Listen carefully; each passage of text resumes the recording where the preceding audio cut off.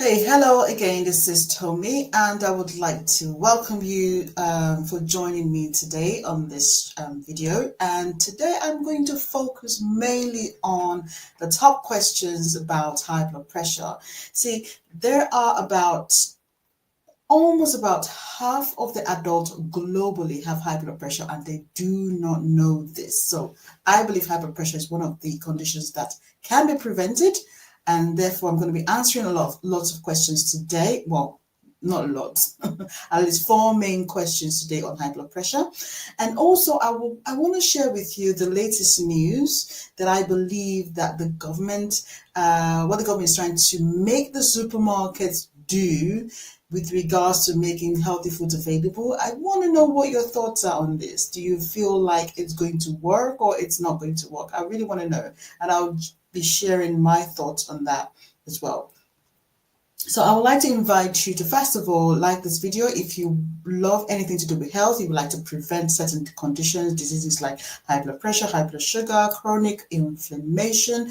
If you're interested in that, do like this video. Plus, it's so important in this day and age to be healthy and hear from healthcare professionals as well, what their thoughts are, what their knowledge is, what the data is showing, what the news is talking about with regards to health. I would be bringing all of that for you. So I want to invite you to like this video and subscribe to the YouTube channel as well. And if you're watching on Facebook or Instagram, do follow my page as well. This is a new channel, a new page. I'm just starting from scratch, so I really want your support as much as possible, so that could encourage me to bring more videos of, about health and help you as I'm helping myself as well. Okay, so the first question that I have here that I want to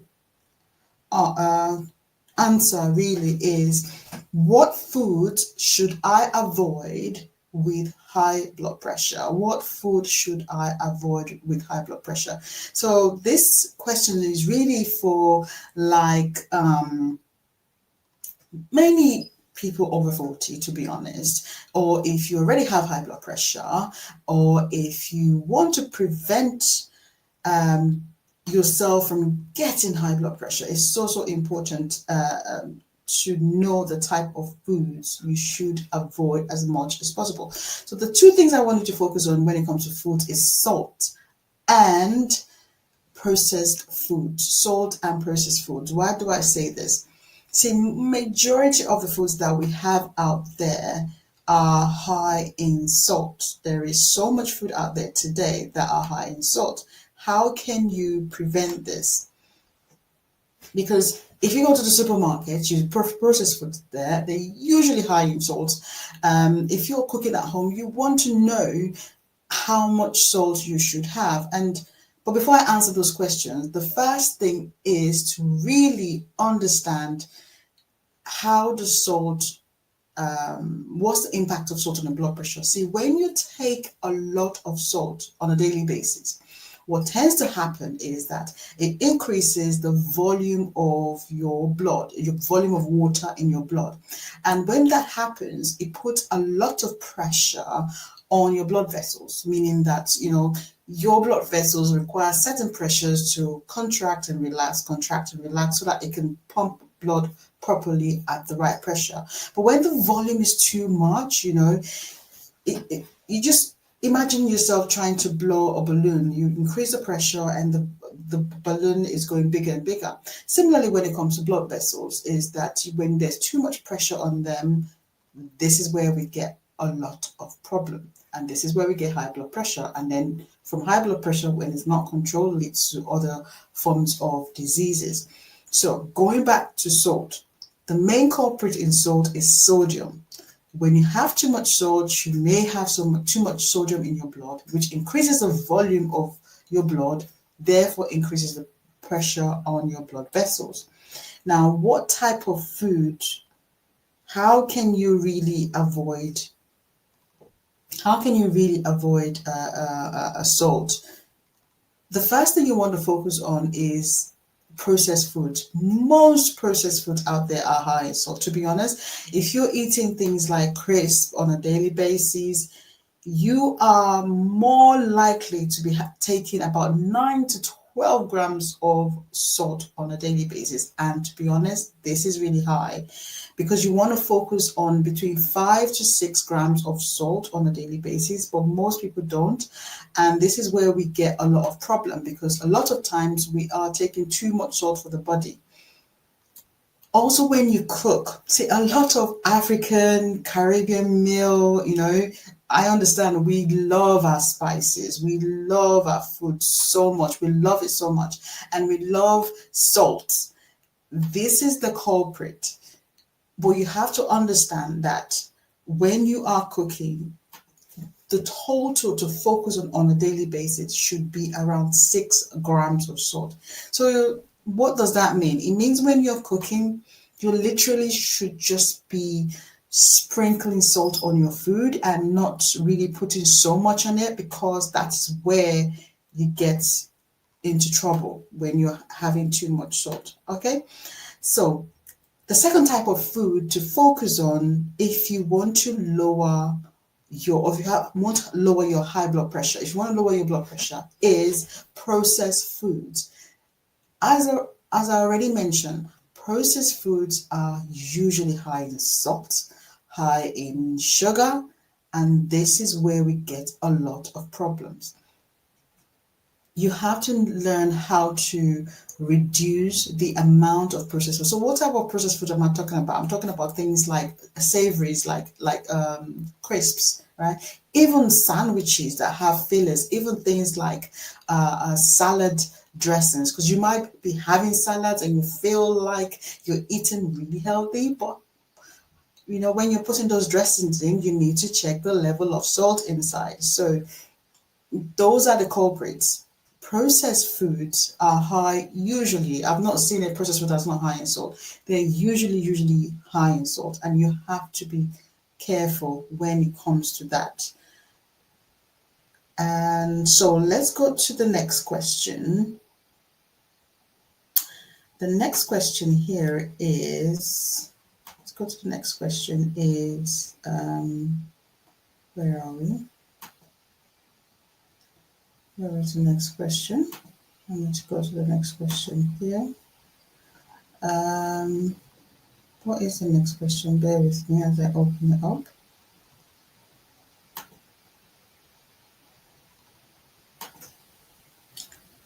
So, can supplements really help lower blood pressure? Can supplements really help lower blood pressure? The shortest answer to that is yes, it can. There are certain supplements that are minerals that we have naturally in our body, that their main function is to reduce to cause relaxation of the blood vessels. So when the blood vessels relaxes, it encourages your blood pressure to go down. So the first type of supplement would be magnesium. If you're not taking magnesium now and you're over 40, I want you to consider taking this because it has so much benefit.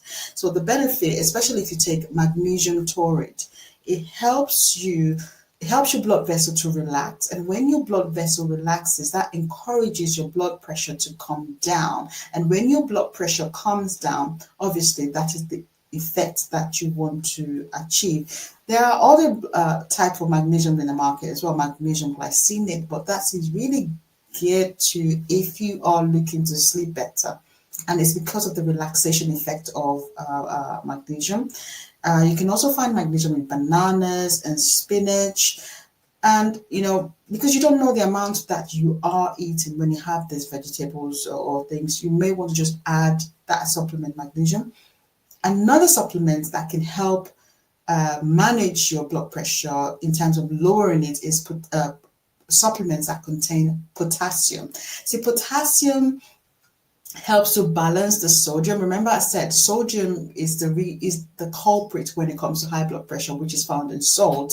But if you take potassium, it may help your body balance the sodium in your blood, therefore indirectly contributing to you having a better blood pressure. Another supplement that is useful when it comes to lowering your blood pressure is coenzyme 10. It's been found to have some sort of effect when it comes to that. Another supplement that I believe, I take this every single day, is omega-3. But how does omega-3 help you with your blood pressure? See, omega-3 has an anti-inflammatory effect, and it's that anti-inflammatory effect that it has within your body when you take it, helps your blood vessels reduce that stiffness on the blood vessels, therefore making it more flexible and reducing the tension. See, blood pressure is really the pressure on your blood vessel walls. If you can reduce that tension and to allow it to contract and relax as it's supposed to be, then that could contribute to your blood pressure going down and being better. So with omega-3 though, you have to be consistent at it. You have to be taking it on a daily basis, on a regular basis, and it also have impact on other parts of the body. So say for example, if you have inflammation on your knee and your muscles, omega-3 is great in that, and also supporting lowering cholesterol as well. So I feel omega-3 is something that everyone should be taking, especially if you're over 40. So let's look at another question that I have here. Another question I have here is, what are the silent symptoms of high blood pressure? See, when it comes to high blood pressure, the truth is you do not want to get a symptom, because naturally high blood pressure doesn't give you a symptom. You literally can be listening to me right now or watching this video right now and have high blood pressure. You do not have any symptom when it comes to high blood pressure. But if you are getting symptoms, it means most likely something is damaged in your body. So say for example, dizziness. If you're experiencing dizziness, it may mean that possibly that the blood circulation to the brain is being affected somehow. If you're experiencing things like blurred vision that is due to high blood pressure, it means your eyes have been affected, your sight has been affected. This is why I'm saying that with high blood pressure, you do not want to get a symptom.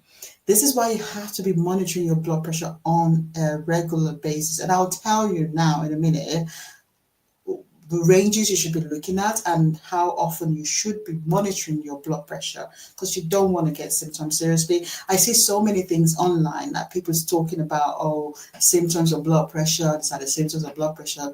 I am telling you as a fact, you do not want to get symptom as a result of high blood pressure, because most likely something is being damaged in your body.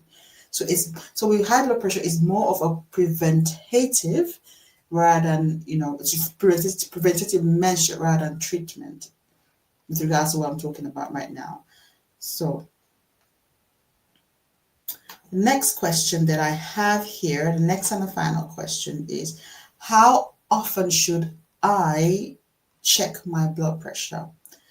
This is a very, very common question, and I feel like you may be watching now and you're like, oh, okay, well, blood pressure again. How often should I check this? I mean, what does this mean? See, if your range is between 120 and 80, you can check your blood pressure, say about every 6 to 12 months, that's fine. But if your blood pressure is ranging between 120 to 130 over 80, you want to be checking your blood pressure at least every 3 to 6 months. And this is how you check your blood pressure. I would say you check your blood pressure over a period of, say, for example, 3 consecutive days, so that you can have an idea, the average of what your readings are. It could be in the morning and the evening, morning or evening, and usually you have variable results, because in the morning it's really high and in the evening low, I think, or vice versa. I think that's what it is. In the evening it's low usually. I mean, it's not the same for everyone. If you are within 120 to 129 over 80, please monitor your blood pressure every 3 to 6 months. If you are 100 130 to 140 over 80 to 85, you want to monitor your blood pressure on a weekly basis, meaning that you are on the borderline and you do not want this to get out of hand.